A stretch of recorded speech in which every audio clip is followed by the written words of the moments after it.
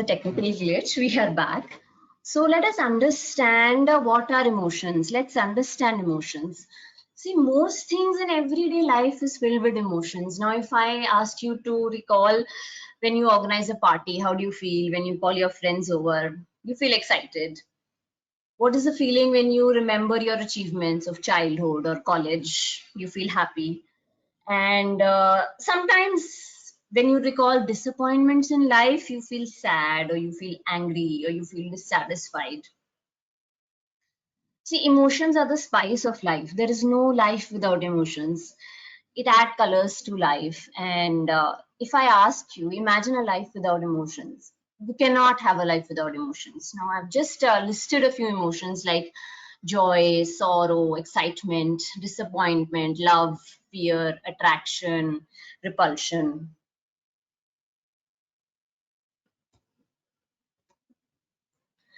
So how do if I ask you define emotions? So is it easy to define emotions? No, probably not. So authors have tried to define emotions. Now, if we read this, we will be able to define partly emotions. It says something about the way we feel. It mentions also the physiological and bodily basis of the emotion. It includes the effect of emotion on perception, thinking, and behavior.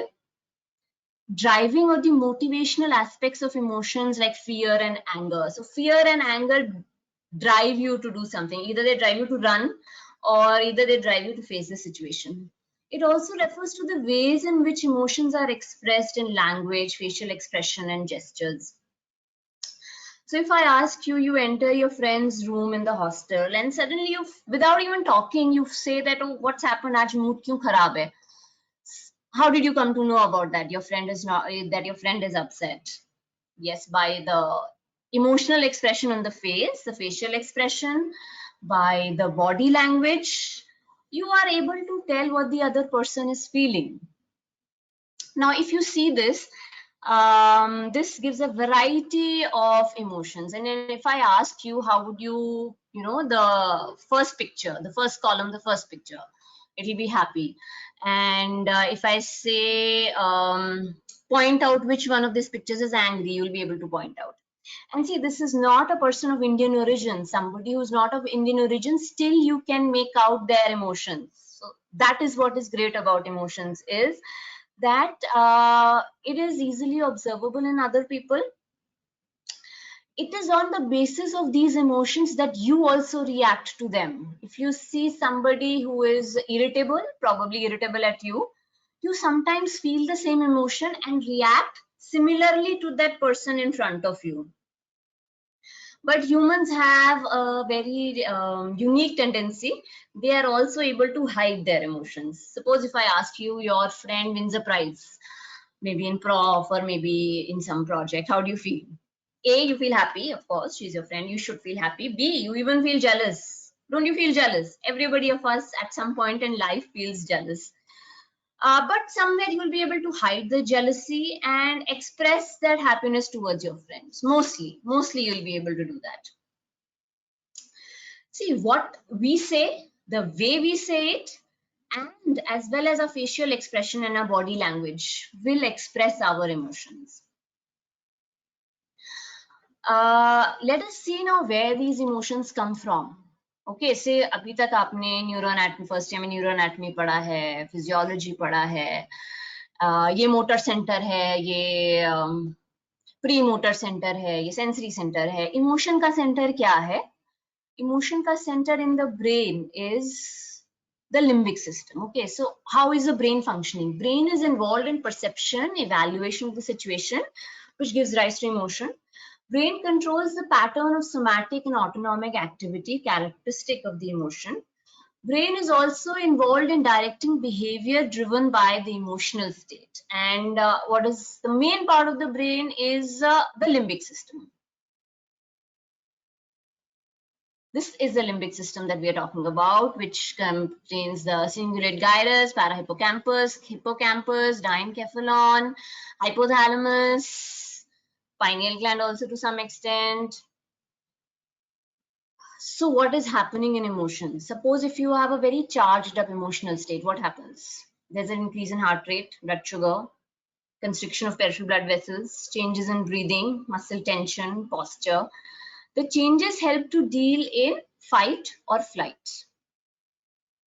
Okay, so now from the limbic system, the message goes to the autonomic nervous system that there is some arousal of emotions.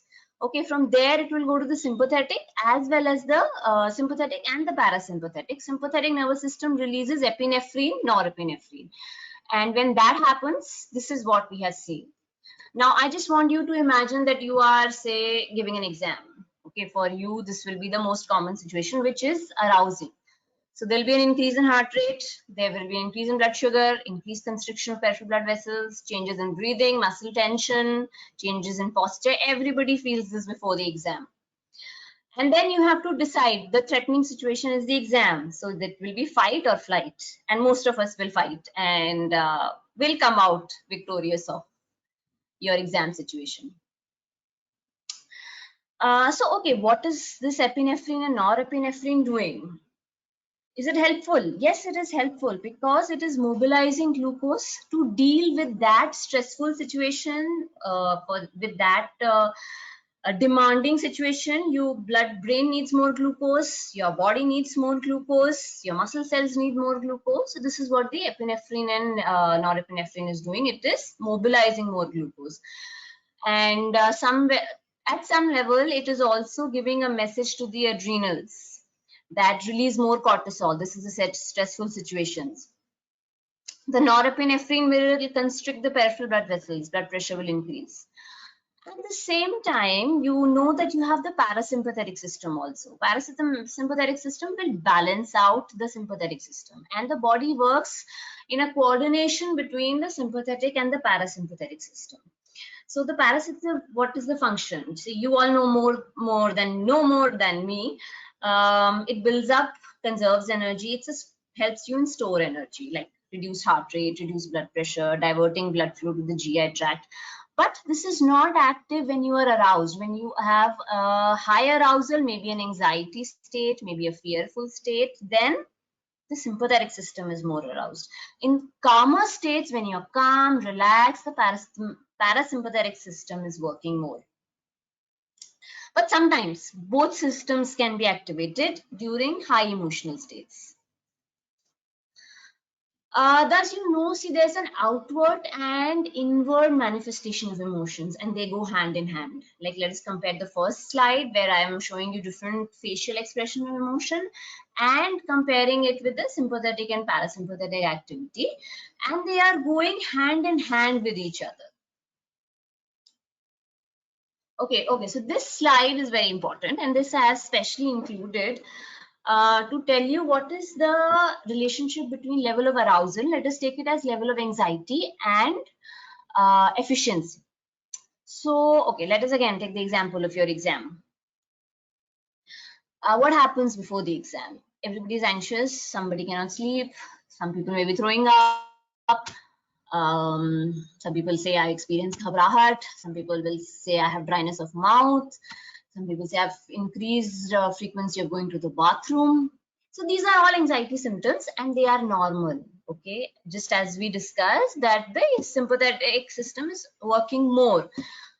Some amount of anxiety is helpful. Okay, not all anxiety is bad. So see, anxiety increases, just go from the x-axis, anxiety is increasing, so is your performance. So when you're anxious, you will study. You know that yes, there's a chances of failing or getting less marks, you will study. Then comes the optimal level. See, at the peak, there's an optimal level. But what is problematic here is as the anxiety is increasing, now performance is not increasing. Now you have severe anxiety, you may have a panic attack, you may faint in exam situation, and this is when this happens, your efficiency goes down. Okay, so very important for you to understand that emotions, to extreme emotions like heightened emotions, are important to some level. They will increase your performance. Like before starting this webinar, even this is my first webinar, so even I was anxious. What if people cannot hear? What if my presentation is not going well? What if the students get bored?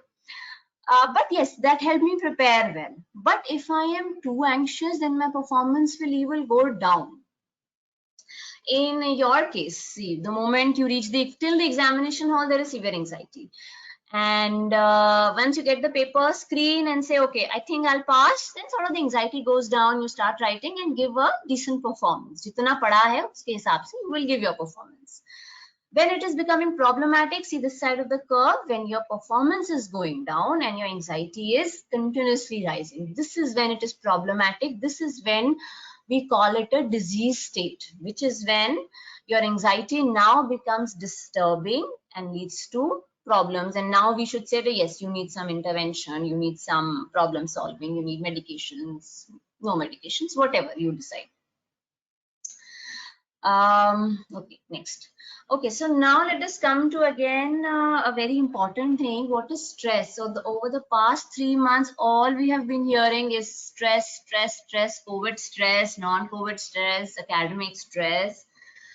And past few months have definitely been stressful. There is no doubt. For most of us, it has been stressful.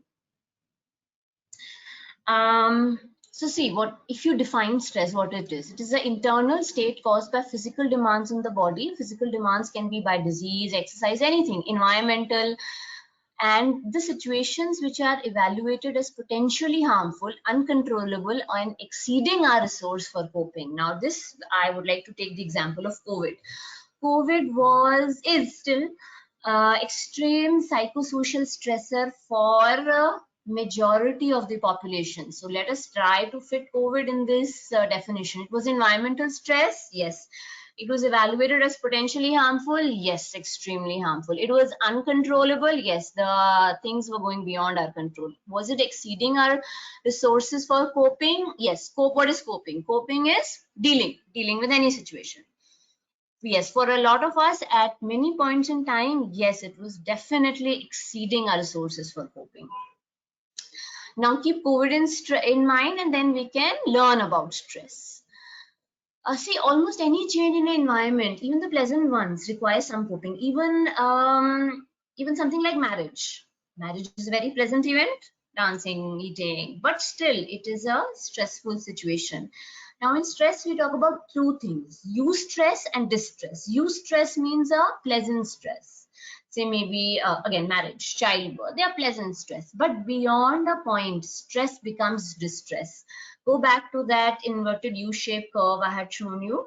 So there is a point in between where the stress will become distress. And this is the time where problems will start coming, where psychological or psychiatric problems will start coming. Okay, so what happens in stress? This is a general adaptation syndrome given by Hans Sai. So there's an alarm reaction, there is a stage of resistance, and there is a stage of exhaustion. What happens in alarm? Alarm is like what? It's an emergency situation, emergency alarm.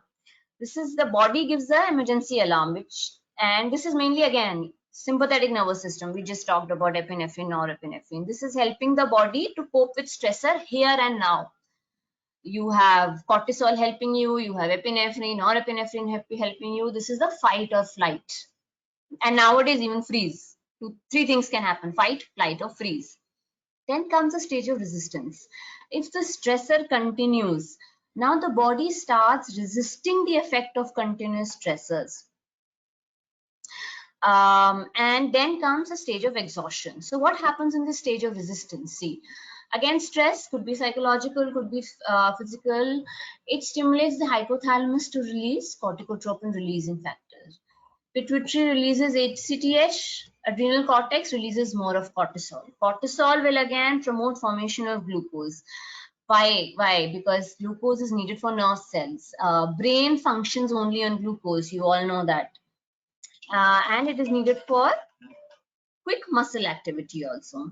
So in the short run, this change is adaptive. Body now has more fuel to carry out fight or flight reactions.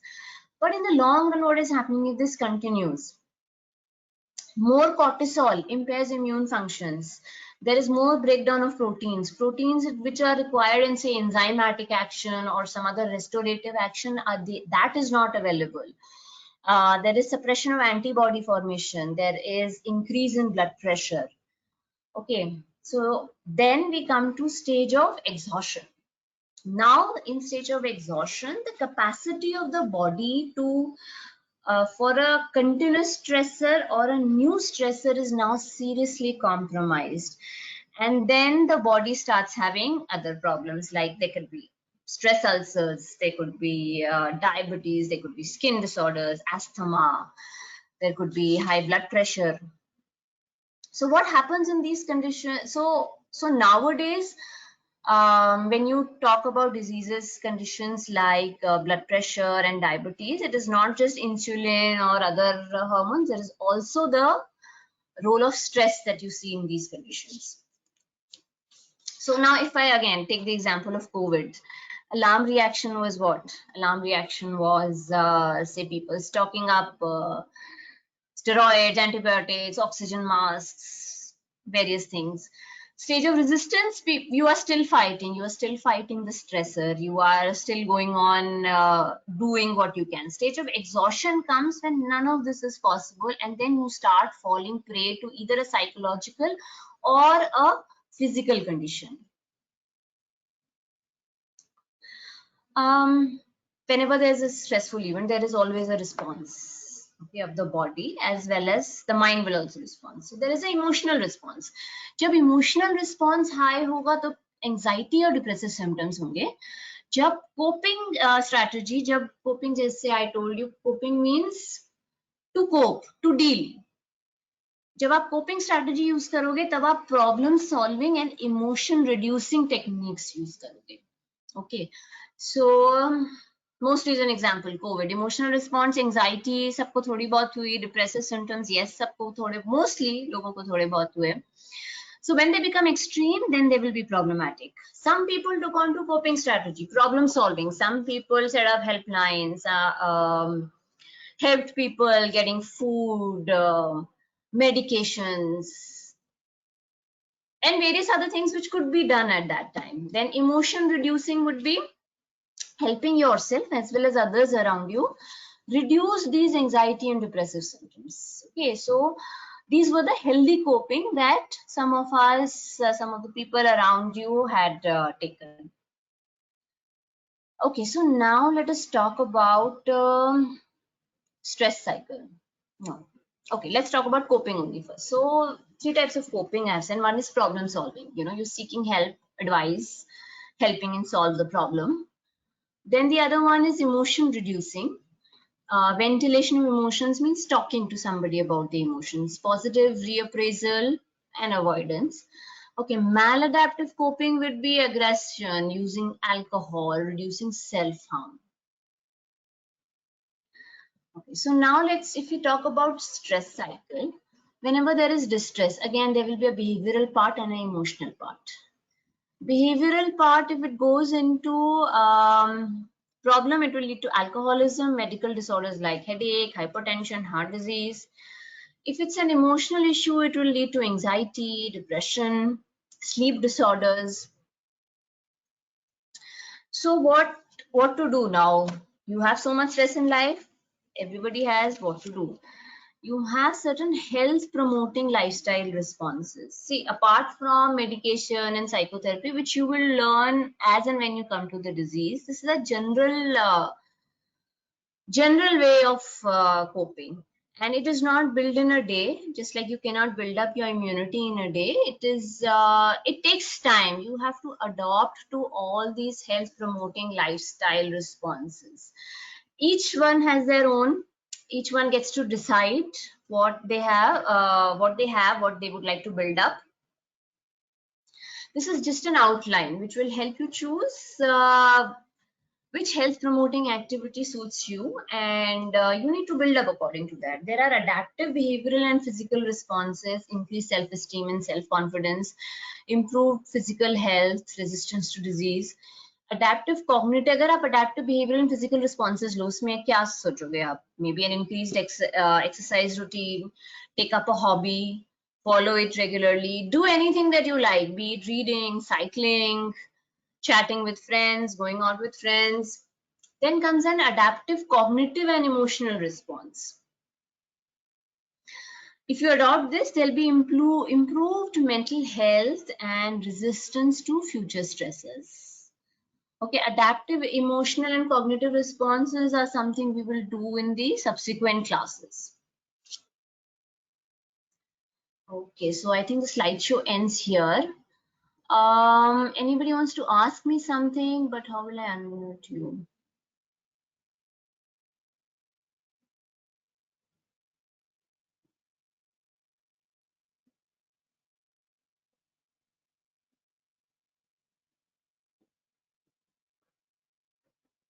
Arushi Bansal.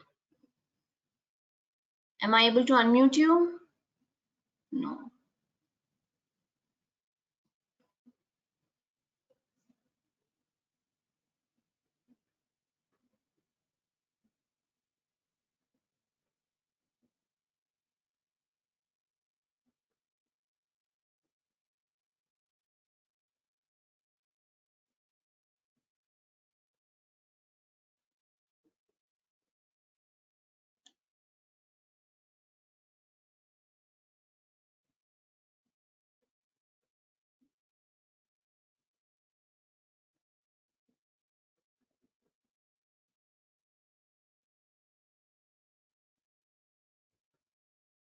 I don't think I'll be able to unmute you. So next two classes are also mine. So the next time I'll be able to I'll learn how to unmute the students, and then we can have an interactive session.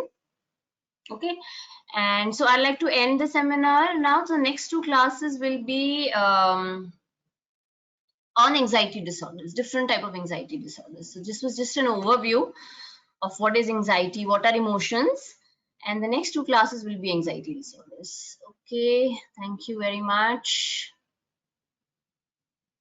Thanks all of you for joining in, and see you all in the next few sessions, next two sessions. Then I'll be able to